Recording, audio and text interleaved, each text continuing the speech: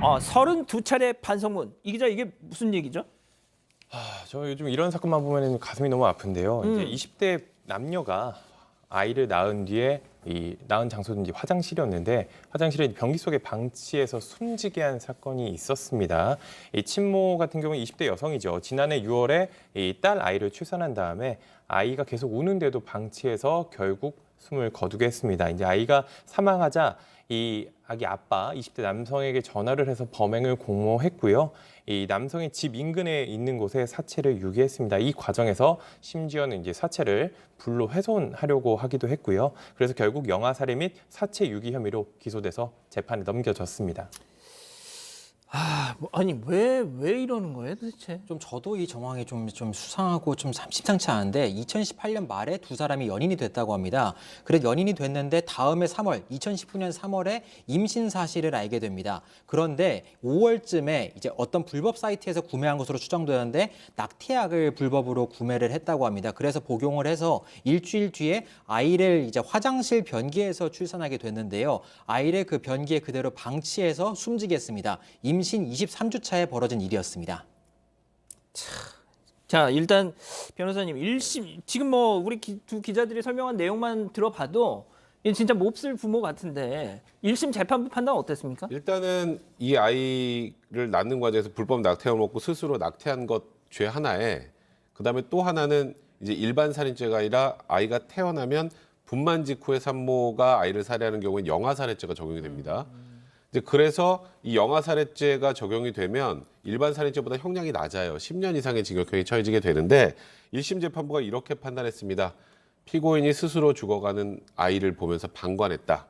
그리고 나가 단순히 땅에 묻어주는 것도 아니고 아까 좀 말하기도 좀 민망하지만 소각을 시도한 점을 보면 비난 가능성이 매우 크다. 그러면서 이런 얘기까지 했습니다. 재판부에서 짐승이 변기에 빠져도 구하고 싶을 것이다. 하하. 그래서 친모에게 징역 5년, 친부에게 징역 3년을 선고했습니다. 교수님 진짜 짐승이 변기에 빠져도 구하고 싶을 텐데 이 사람들은 왜 이랬을까요? 물론 이제 변호인 입장에서는 이제 이렇게 얘기를 합니다. 뭐 누구보다도 이 사항에 대해서 괴로운 사람은 친모가 아니겠느냐. 그리고 이제 주위에 있는 가족들이 그 사람을 제대로 돌보지 못했다라고 하는 자책도 있고 또 이제 좀 특이한 것이 몽골에서 9살 때 한국으로 와가지고 이제 최근에 한국에 이제 귀화를 하는 그 정도이기 때문에 한국 사회에 대해 잘 모른다라고 했는데 저는 여기에 동의를 하지 않습니다. 이건 한국 사회건 몽골 사회건 간에 아까 1심 재판장이 얘기했듯이 이 짐승이라도 변기에 빠지면 구할 것이다라고 할 수 있는데 제가 보는 견지에서는 이 두 사람은 상당히 그 본능에 충실하면서 상황 대처에 대한 판단이라든가 능력 이런 것들이 전혀 없는 상황. 그러니까 이제 눈앞에 보이는 그 상황을 좀 이렇게 멀리 바라보는 것이 아니라 그 스스로 그냥 바로바로 이렇게 덮는. 만약에 이 여성이 전화를 해가지고 남성에게 그렇게 얘기를 하면 자수를 권유하든가 이렇게 해야죠. 그것을 같이 해가지고 뭐 사체를 유기하거나 뭐 소각을 한다든가 이거는 어떻게 보면 인간으로서는 하기가 힘든 그런 그 행동이 아닌가라고 봅니다. 자 변호사님 그래서 이 사람들이 말이죠 1심 판결에 불복했습니다. 항소를 했는데 항소심 재판부가 자 이게 진짜 충격적입니다. 집행유예로 감형을 해줬습니다. 네, 맞습니다. 일단은 양형이 너무 세다라고 항소를 했고요. 또 하나는 이 아이가 23주밖에 되지 않았으면 쉽게 말해서 가만 놔둬도 죽는다. 그러니까 아예 사망하고 인과관계가 없다 이렇게 주장을 했었던 건데 죄송합니다. 일단은 이 재판부 입장에서는 그래도 23주면 적절한 의료 조치가 취해지면 살아날 확률이 3분의 1은 된다. 그걸 하지 않은 것에 대해서는 비난받아 마땅하지만 단 한 차례 벌금형 외에 다른 처벌 전력이 없고 또 범행을 뉘우친다라고 하면서 친모와 친부 모두 집행유예형을 선고했는데 이거는 저도 좀 납득이 어렵습니다. 자 그러니까 이제 그 감형의 요인이 말이죠. 벌금형 외에 다른 처벌 전력이 없고 잘못을 뉘우치고 있다. 저는 제가 이제 항상 이런 이 재판 내용을 전해드릴 때마다 뭐 물론 진심으로 잘못을 반성하고 뉘우치는 사람도 있겠죠. 그런 사람들을 감형할 수 있죠. 자 그런데 말이죠. 이 1심 재판부 판결문에도 이런 내용이 나옵니다. 울고 있는 아기를 변기에 넣어두고 울음이 그칠 때까지 기다렸다.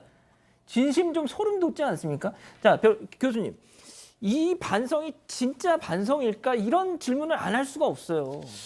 사실 이제 항소심 재판부에서도 이 분만 직후에 있어서의 극도의 흥분 상태, 수치심, 뭐 이런 책망 비난을 갖다가 고려해서 이 그 범행이 이르렀다라고 하는 것이 아까 이제 우리 저 변호사님 말씀을 하신 대로 영아 사례니까 그것은 이제 일종의 약간 강경 요소도 되긴 됩니다만 지금 여기서 뭐라고 하냐면 32번의 반성문이라는데 저는 제가 볼 때 이렇게 어떤 재판을 할 때 반성문을 갖다가 많이 냈다라고 해서 이거는 12번보다는 32번이 훨씬 더 낫다. 이렇게 생각을 하지는 않습니다. 예컨대 이제 조두순 사건 같은 경우도 이 반성문을 갖다 한 뭐 800장을 냈거든요. 그렇다고 해서 조두순이 반성을 했다고 우리가 보지는 않습니다. 그럼요. 그래서 이것을 어떻게 좀 이렇게 그 감형의 요인으로 본다라고 하는 것은 저도 개인적으로는 이해가 잘 되지 않는 부분입니다. 알겠습니다.